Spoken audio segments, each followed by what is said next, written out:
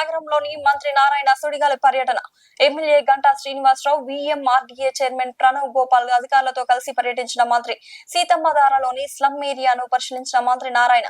మురికివాడలో ప్రజలు ఎదుర్కొంటున్న ఇబ్బందులు అడిగి తెలుసుకున్న మంత్రి నారాయణ. ఎమ్మెల్యే గంటా భోగాపురం ఎయిర్పోర్ట్ ను కలిపే మాస్టర్ ప్లాన్ రోడ్లు పరిశీలించిన మంత్రి. నేరెళ్ల వలస నుంచి కొత్త వలస, బోయపాలెం నుంచి కప్పులపాడ, భీమిలి నుంచి దొరతోట జంక్షన్ కి వెళ్లే రోడ్డు పరిశీలించిన మంత్రి.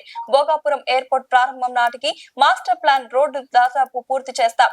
విశాఖపట్నం నుంచి ఎయిర్పోర్ట్ కు వెళ్లేందుకు వీలుగా రోడ్లు నిర్మిస్తున్నాం. ఇప్పటికే 54% రోడ్లు నిర్మాణం పూర్తయింది. వీఎంఆర్డీఏ, ఆర్ఎండ్బి, జీవీఎంసీ వేరువేరుగా నిర్మాణం చేస్తున్నాయి.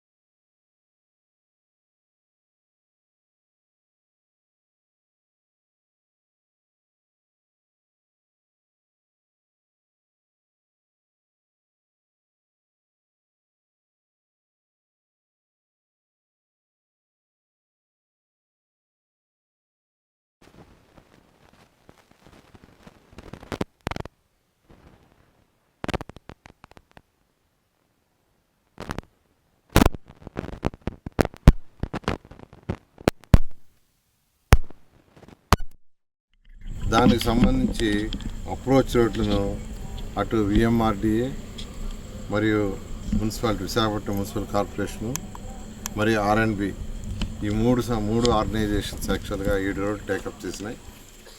అందులో ఒక 4.5 రోడ్ యాక్చువల్గా విఎంఆర్డిఏ టేకప్ చేసింది. ఒక 1.5 రోడ్ వచ్చి municipal corporation Visakhapatnam municipal corporation, ఒక రోడ్డు ఆర్ఎండ్బి టేకప్ చేశారు. ఈరోజు వాటిని ఇన్స్పెక్షన్ చేయడం జరిగింది.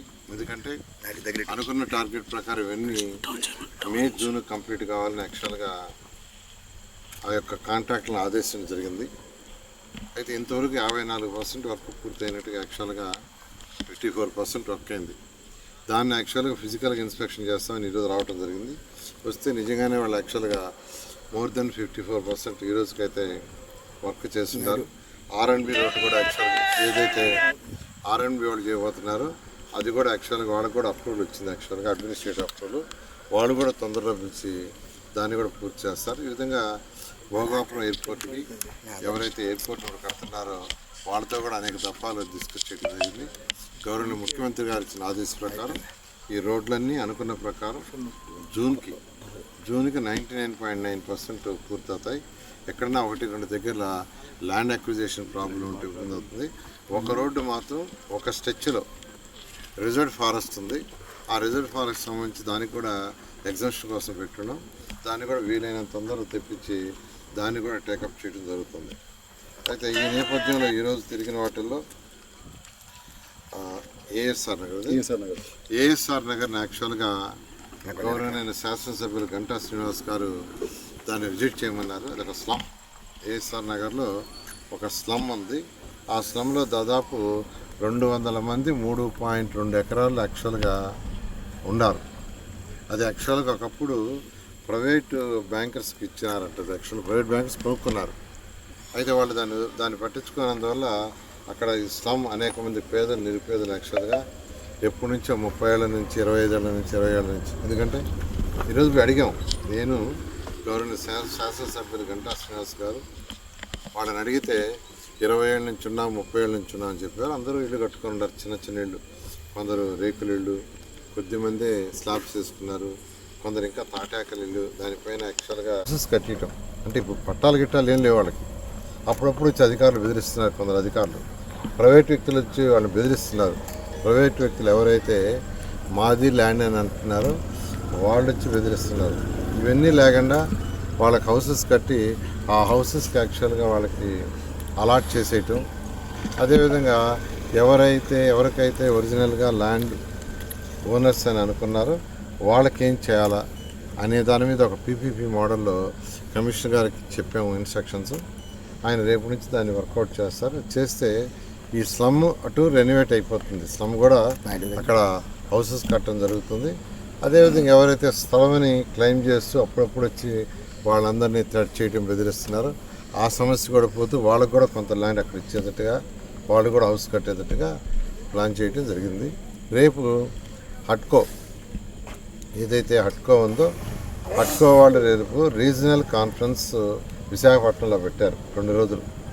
రేపు ఎల్లుండు హట్కో చేస్తున్న సేవలు ఏమిటి, దానివల్ల మున్సిపల్ శాఖలో ఉన్న ఈ అర్బన్ అథారిటీస్ ఏదైతే ఉండే అవి కానీ మున్సిపాలిటీస్ కానీ ఏ విధంగా హట్కో ఫండ్స్ని తీసుకొని ఏ విధంగా ముందుకు పోవాలి, అదేవిధంగా సెంట్రల్ గవర్నమెంట్ ఏ విధంగా ఫండ్స్ ఇస్తుంది, దానికి మ్యాచింగ్ ఫండ్స్ కావచ్చు, అదేవిధంగా యూసీఎఫ్ అని యాక్చువల్గా ఈరోజు కేంద్ర ప్రభుత్వం 1,00,000 కోట్లు, అదేవిధంగా పీపీపీ మోడల్లో అటు గవర్నమెంట్స్ వాళ్ళందరూ 3 lakhs 4 lakhs crores యాక్చువల్గా ఒక ఫండ్ యొక్క ఒక మోడల్ తీసుకొచ్చారు. దాంట్లో 25% వాళ్ళు ఇస్తారు, మిగతా 75% అటు రాష్ట్ర ప్రభుత్వం కానీ మున్సిపాలిటీస్ కానీ లేదా లోన్స్ తీసుకొని పెట్టేది. దాని మీద కూడా యాక్చువల్గా రేపు అటుకో వాళ్ళు యాక్చువల్గా ఒక వర్క్షాప్ పెట్టారు. దానికి యాక్చువల్గా వాళ్ళందరూ కూడా నేను అభినందిస్తున్నాను. రేపు సెక్రటరీ గారు, సెంట్రల్ సెక్రటరీ గారు వస్తున్నారు, మన స్టేట్ యొక్క మున్సిపల్ శాఖ సెక్రటరీ గారు, సిడిఎంఏ గారు, అదేవిధంగా కేరళ, కర్ణాటక, తమిళనాడు ఈ యొక్క రీజియన్స్లో ఉండే ఆ యొక్క మున్సిపాలిటీలో ఉన్న అధికారులు వాళ్ళందరూ కూడా వస్తున్నారు. వాళ్ళందరితో ఈ కాన్ఫరెన్స్ జరుగుతుంది.